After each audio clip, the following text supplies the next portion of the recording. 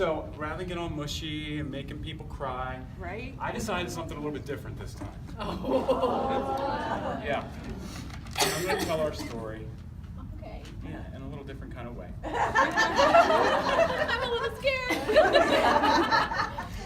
scared. Once upon a time, there lived the fairest maiden in all the land. This fairest maiden was Stacy. One day, this maiden fell in love with the most excellent king. King Adam I.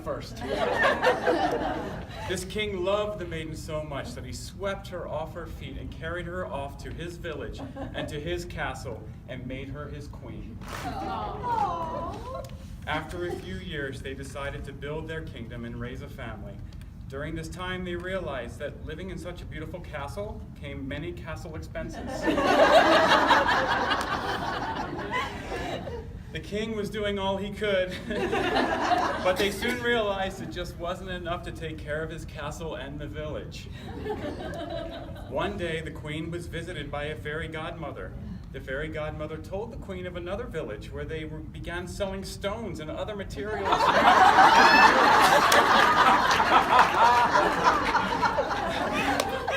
The queen was very intrigued by this strange idea and decided to put it into practice in her own village. It did not take very long for the queen to realize that not only was this a great way to help her castle, but it would also help the families in her village. The queen made a promise to all those around her that she would be the best queen she could be. The queen quickly realized she wanted others in her village to be as successful as she was, and recruited others to follow in her footsteps. The queen had always set goals and reached for the stars, as did all of those who worked alongside the queen. It did not take long for this to catch on in the village, and this group was then called Stacy's Superstars. The people of the village were so happy with the queen, not only because of what she had accomplished, but with her character. The queen was caring, dedicated, selfless, and kind. And on and on and on. So the people of the village gave her the director crown. As time passed, she began receiving more and more crowns, like the advanced director crown, the senior director crown, the executive crown, and the senior executive crown. After a while, there were some evildoers in the village. They tried, oh yeah, it's creepy.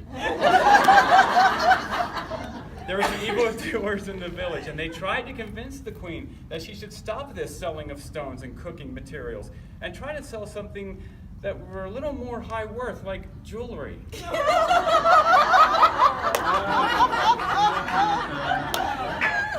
But the queen did not fall for this and continued on with her plan to be the best queen she could be, with the hopes that one day she would achieve the highest crown of them all, the National Executive Director crown. Just a few months later, one summer night, the queen held a banquet party for all the superstars as they anticipated the celebration of receiving the National Executive Director crown.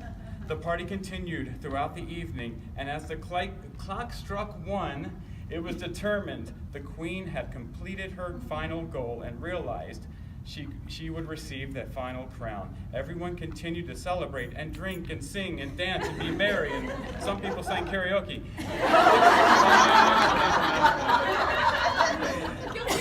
The king was so proud of the queen, and although the king knew down deep inside that one day the queen would achieve the National Executive Director crown, he did not realize she would achieve it in only 12 years.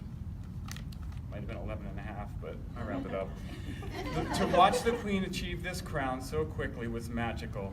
The king was also so very thankful for all the superstars that helped make this dream come true.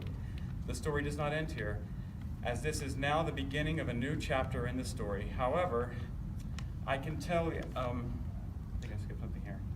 Yeah, the story does not end here. However, I can tell you it will be a happy ending with all living happily ever after.